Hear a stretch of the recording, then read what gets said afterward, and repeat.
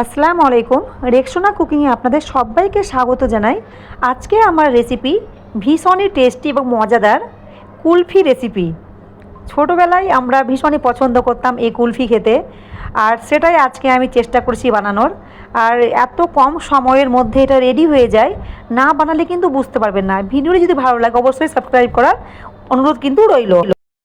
বাড়িতে এই মজাদার কুলফি আইসক্রিমটি বানানোর জন্য আমি এখানে নিয়েছি 1 গ্লাস দুধ। এই দুধটা কিন্তু আগে থেকে জাল করা আছে, এখন রুম টেম্পারেচারে কিন্তু আছে এই দুধটা। এটা নিয়েছি ফুল ফ্যাট মিল্ক। চেষ্টা করবেন ফুল ফ্যাট দুধটা নেওয়ার।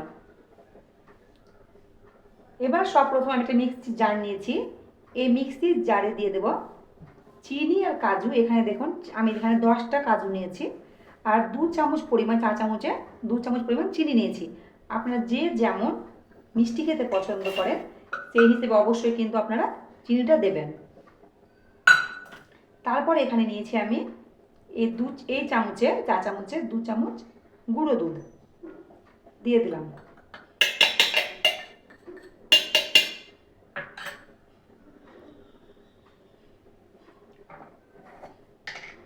দেওয়া হয়ে গেছে।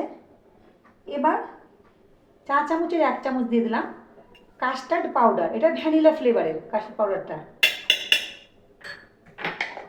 এই কুলফি আইসক্রিমটা ভীষণ সহজ, এর চেয়ে সহজ আমার মনে হয় না যে হয় কুলফি আইসক্রিম তৈরি করা। এত সহজ এটা আপনার সঙ্গে আমি শেয়ার করছি আজকে। আর দিয়ে দিব 1 চিমটি মতো এলাচের গুঁড়ো। এটাকে ভালোভাবে একটা পাউডার তৈরি করে নেব মিক্সিতে। আমার পাউডারটা রেডি করা হয়ে গেছে, দেখুন একদম মিহি করে কিন্তু আমি এই গুঁড়োটা করেছি।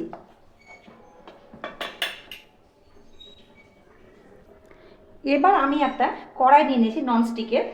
এখানে আমি সেই 1 গ্লাস যে দুধটা নিয়েছি সেই দুধটা এর মধ্যে ঢেলে দিলাম।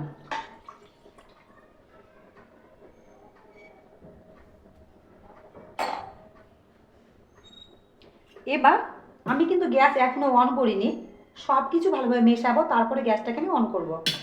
এখানে যে গুঁড়োটা আমি বা পাউডারটা রেডি করলাম সেটা এর মধ্যে আমি দিয়ে দেব।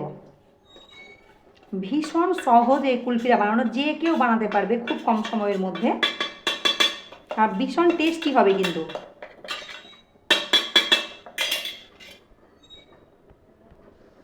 সবগুলো পাউডার দেওয়া হয়ে গেছে, পাউডার মানে সেই গুঁড়োটা।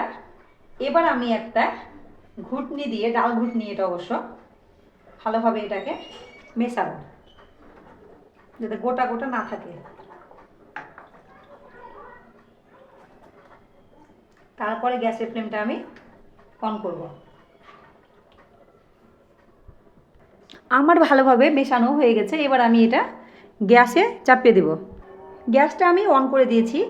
এবার এই যে মিশ্রণটা, এটাকে আমি অনবরত নাড়বো যতক্ষণ না পর্যন্ত এটা ঘন হয়ে আসে। ঘন হতে খুব একটা বেশি সময় লাগবে না, যেহেতু এখানে আমি কাস্টার্ড পাউডার অ্যাড করেছি, খুব তাড়াতাড়ি কিন্তু এটা ঘন হয়ে যাবে। গ্যাসের ফ্লেমটা মিডিয়াম টু হাইতে রেখেছি। এই কাস্টার্ড পাউডারটা দেওয়ার জন্য কিন্তু কালারটা দেখুন কতটা সুন্দর লাগছে দেখতে, মানে কুলফিটার কালারটা ভীষণই সুন্দর লাগবে।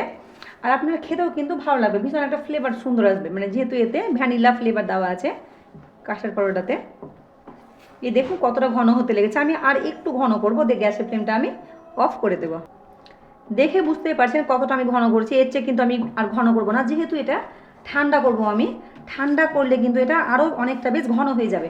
আমি এক্ষুনি কিন্তু গ্যাসের ফ্লেমটা অফ করে দিলাম, দিয়ে আমি ভালোভাবে এই মিশ্রণটাকে ঠান্ডা করে নেব।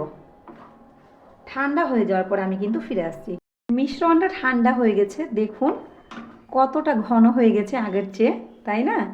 এবার এটাকে আমি মিক্সার গ্রাইন্ডে ভালোভাবে একটা মানে পেস্ট বানিয়ে নিব। এই যে মিক্সার গ্রাইন্ডারটা, যেটা আমি একটু আগে কাস্টার্ড পাউডারের সঙ্গে কাজুগুলো পেস্ট মানে পাউডার করেছিলাম, সেই জারে আমি কিন্তু এই মিশ্রণটাকে দিয়ে ভালো একটা পেস্ট তৈরি করে নিব।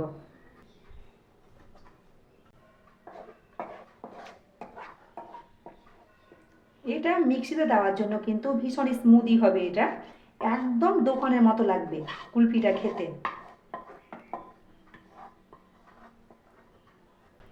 মিক্সিতে পেস্ট করার পরে দেখুন মিক্সিতে পেস্ট করে নিয়েছি, দেখুন কতটা ফেনা ফেনা টাইপের হয়ে গেছে। এতে কিন্তু আপনার কুলফিটা ভীষণই স্মুথ হবে। এবার এটাকে আমি একটা টিফিন বাটিতে জমিয়ে নিব। এখানে নিয়ে নিয়েছি একটা স্টেনলেসের টিফিন বাটি। এবারে মিশ্রণটাকে আমি এর মধ্যে ঢেলে দেব। এই দেখুন সম্পূর্ণ ঢালা হয়ে গেছে আমার। এবার এর উপরে আমি দিয়ে দেবো স্বাদটাকে বাড়ানোর জন্য এখানে নিয়েছি 4-5টা পেস্তা। এখানে আমি ফাইন কুচি করে নিয়েছি পেস্তাটাকে।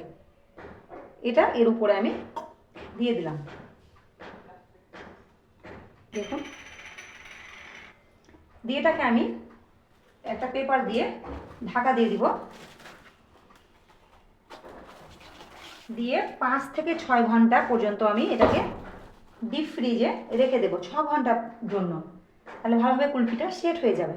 একটা গার্ডার দিয়ে দিলাম।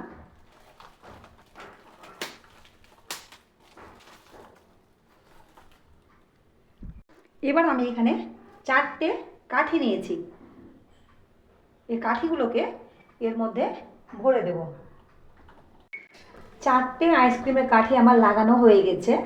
মনে হচ্ছে যেন পুরোটাই ঢুকে গেছে, কোনো অসুবিধে নেই, যেহেতু আমার কুলফিটা কিন্তু হাফের কম আছে। ঠিক আছে, এবার এই টিফিন বাটিটাকে আমি 6 ঘন্টার জন্য ডিপ ফ্রিজে রেখে দেবো, ভালোভাবে যাতে সেট হয়ে যায় আইসক্রিমটা।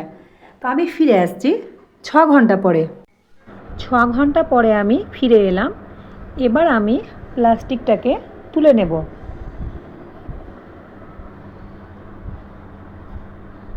আপনারা যদি চান 6 ঘন্টার বেশিও কিন্তু রাখতে পারেন, কোনো অসুবিধা নাই সারা রাত রাখলে। দেখুন কত সুন্দরভাবে আইসক্রিমটা কিন্তু জমে গেছে, দেখতেই পাচ্ছেন আপনারা। এবার আমি একটা সসপ্যানে পানি নিয়েছি অর্ধেক মতো। এই অর্ধেক পানিতে আমি এই টিফিন বাটিটাকে ডুবিয়ে রাখবো 30 সেকেন্ডের জন্য। এটা ডুবিয়ে রাখলে কী হবে, পানিতে খুব সহজে কিন্তু তলা থেকে কুলফি আইসক্রিমটা ছেড়ে দেবে। আর কুলফি আইসক্রিমে চারি সাইডে আমি চাকুতে করে একটু কাট লাগিয়ে দিলাম, যাতে আইসক্রিমটা বের করতে সুবিধা হয়, খুব সহজে বেরিয়ে চলে আসে। এবার আমি 1 বা 2 বার টোকা দিলাম টিফিন বাটির তলাটাতে। দেখুন কত সহজে কিন্তু কাঠিটা টানলে কিন্তু আইসক্রিমটা বেরিয়ে চলে এলো, কুলফিটা বেরিয়ে চলে এলো। তাহলে দেখুন কতটা সুন্দর হয়েছে আইসক্রিমটা, দেখে আপনারা বুঝতে পারছেন। এবার আমি আইসক্রিমটাকে কেটে নেব। যেহেতু আমি এখানে 4টে কাঠি লাগিয়েছি, তাই জন্য আইসক্রিমটাকে আমি আজকে 4 ভাগে ভাগ করে নিব। প্রথমে হাফ করে কেটে নিলাম। আইসক্রিমটা দেখুন কতটা পারফেক্ট হয়েছে, দেখতে পাচ্ছেন ভেতরটা কতটা সুন্দর হয়েছে। আর বানানো কতটা সহজ করে বানানো দেখালাম। তো অবশ্যই আপনারা কিন্তু এভাবে ট্রাই করবেন। আইসক্রিমটা ভীষণ সহজ বানানো। 4 ভাগে আমার হয়ে গেল ভাগ করা। আর দেখে বুঝতে পারছেন কতটা স্মুদি হয়েছে, কতটা ক্রিমি হয়েছে, কতটা টেক্সচারটা কত সুন্দর লাগছে দেখে।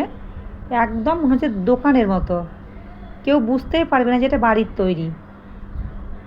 তাহলে আজকের ভিডিও কেমন লাগলো অবশ্যই জানাবেন।